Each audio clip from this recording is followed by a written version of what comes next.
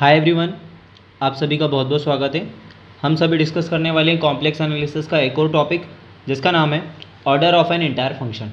ठीक है, order of n entire function क्या होता है? तो किसी भी इंटायर फंक्शन का हम ऑर्डर कैसे निकालते हैं, तो इसका नाम है ऑर्डर ऑफ ए फंक्शन या फिर order of A entire function. आपके सिलेबस में यूनिट नंबर 4 का ही ये टॉपिक है। देखिए, इसकी सबसे पहले डेफिनेशन समझते हैं, फिर इसके कुछ एग्जाम्पल मैं आपको बताऊंगा कि इसके एग्जाम्पल हम कैसे सॉल्व करेंगे। बेसिकली इस टॉपिक से आपके पास एग्जाम्पल आने वाले हैं, इसकी डेफिनेशन बहुत कम आने के चांसेस हैं, बट पहले डेफिनेशन को समझेंगे तो ही हमसे एग्जाम्पल हो पाएंगे। चलिए, डेफिनेशन है an entire function of F Z is said to be of order infinite. यदि कोई इंटायर फंक्शन आपके पास एफ जेड है तो उसके ऑर्डर को हम इनफाइनाइट कहेंगे। कब? Of their exist a real number lambda such that, अगर आपके पास कोई इंटायर फंक्शन एफ जेड है तो उस एफ जेड का ऑर्डर हम इनफाइनाइट कब कह सकते हैं? जबकि एक नंबर आपके पास क्या है? लैम्डा है, जो कि क्या है? रियल नंबर है।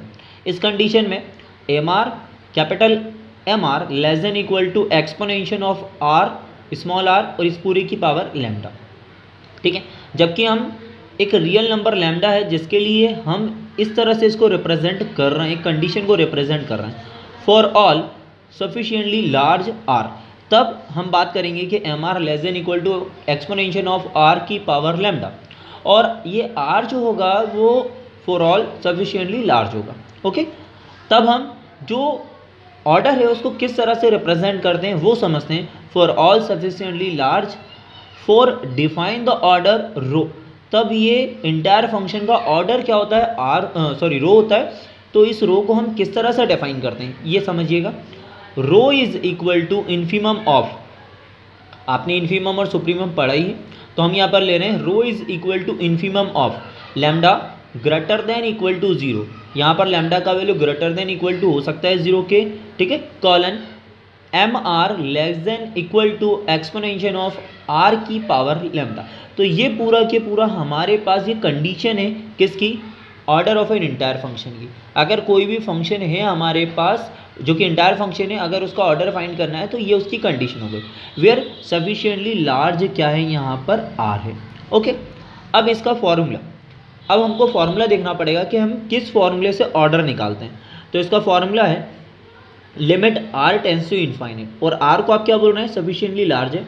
Limit are tends to infinite log M R पूरे के अपॉन में लॉग आर। ठीक है, ये इसका फॉर्मूला है। वेयर यहाँ पर एम आर की अगर बात करें तो एम आर क्या होगा? गिवन फंक्शन होगा। गिवन फंक्शन कैसे? फॉर एग्जाम्पल आपके पास लिखा हुआ है question M Z is equal to E की पावर जेड। तो ई की पावर जेड ये चूंकि जेड में चल रहा है, लेकिन जब हम फॉर्मूले में रखेंगे तो वह एम आर बोल रहा है। तो ये फंक्शन हमारे पास चेंज होगी, क्या बनेगा? M R is equal to E की पावर आर, और ये ई की पावर आर जो है वो एम आर का वैल्यू हम यहाँ पर रखेंगे और आगे सॉल्व करेंगे। जो भी इसका आंसर निकलेगा वो हमारे पास उसका ऑर्डर होगा। चलिए एक एग्जांपल से हम इसे समझते हैं। देखिए, मेरे पास एक क्वेश्चन है, find the order of E की पावर जेड इस पूरी की power lambda. Find the order of E की पावर जेड की power lambda where lambda is a positive integer. तब लैम्डा क्या है? यहाँ पर एक पॉजिटिव इंटीजर है। ठीक है, तो हमें इस पूरे का ऑर्डर निकालना है। चूँकि हमने क्या किया, अभी एम आर से समझा था कि हमारे पास जो भी क्वेश्चन दिया हुआ रहेगा जेड में दिया हुआ रहेगा, लेकिन जब हम एम आर में मानेंगे तो उस जेड को आर में कन्वर्ट कर लेंगे। Capital M R is equal to E की पावर आर इस पूरे की पावर कितना? लैम्डा। क्योंकि हमने यहाँ पर बोला है z इक्वल टू कितना है? आर है, क्योंकि क्वेश्चन हमारा z में लेकिन फॉर्मूला आर में, तो हम आर को z में कन्वर्ट कर लेंगे। आगे देखें, ये फॉर्मूला है order of an entire function का। Limit are tends to infinite log M R पूरे के अपन में लॉग आर।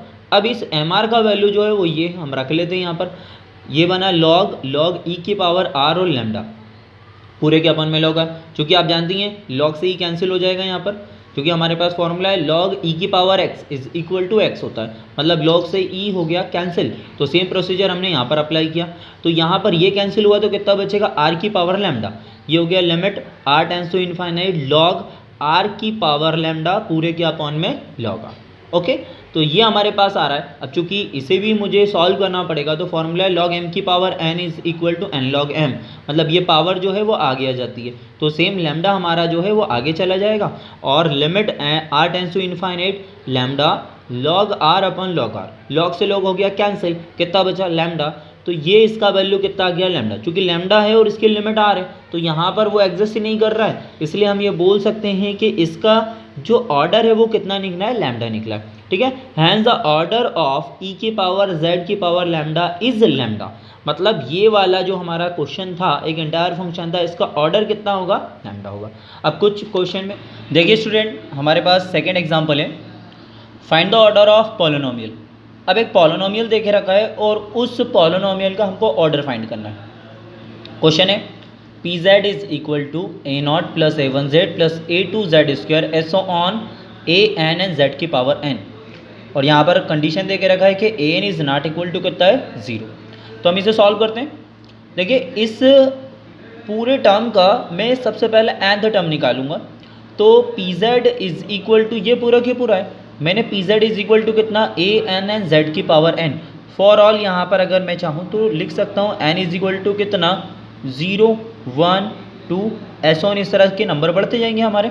ठीक है, चूँकि अभी हमने देखा order of an entire function में जो फॉर्मूला है वो फॉर्मूला ये है आपके पास, और आपको एम आर निकालना है, और ये एम आर जो है वो किस तरह से चेंज होता है, जो भी क्वेश्चन दिया हुआ है उसको हम एम आर मानेंगे और वहाँ पर हम क्या करेंगे, z is equal to r convert कर लेंगे। तो मैंने क्या किया, ये जो z था इसको r में कन्वर्ट कर लिया, और ये पूरा के पूरा क्वेश्चन क्या बना, m r is equal to, ये पूरा के पूरा हमने क्या करा, बॉन्ड में ले लिया nth टर्म के साथ, और ये हो गया z की पावर n की जगह पर r की पावर n। ठीक है, अब order of n entire function की कंडीशन लगा देते हैं, जो फॉर्मूला है limit r tends to infinite log into log M R पूरे के अपॉन में log r।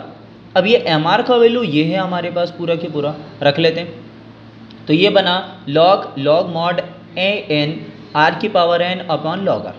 चूँकि यहाँ पर log के किसी फॉर्मूले से ये ओपन नहीं हो रहा है, ओपन नहीं हो रहा है तो हम डायरेक्ट लिमिट अप्लाई करके देखते हैं। वो बोल रहा है r टेंस टू इनफाइनाइट, अगर मैं यहाँ पर इनफाइनाइट रखता हूँ तो ये पूरा इनफाइनाइट, यहाँ पर इनफाइनाइट रखता हूँ तो ये भी पूरा इनफाइनाइट, इसका फॉर्म क्या बन रहा है, इनफाइनाइट अपॉन इनफाइनाइट। जब भी ये कंडीशन बनेगी तो हम क्वेश्चन में क्या करेंगे, क्वेश्चन को आपको डिफरेंशिएट करना है, किसके लिए, जो लिमिट दी गई है, लिमिट क्या दी गई है, r दी गई है, तो हम डिफरेंशिएट कर लेते हैं इसे।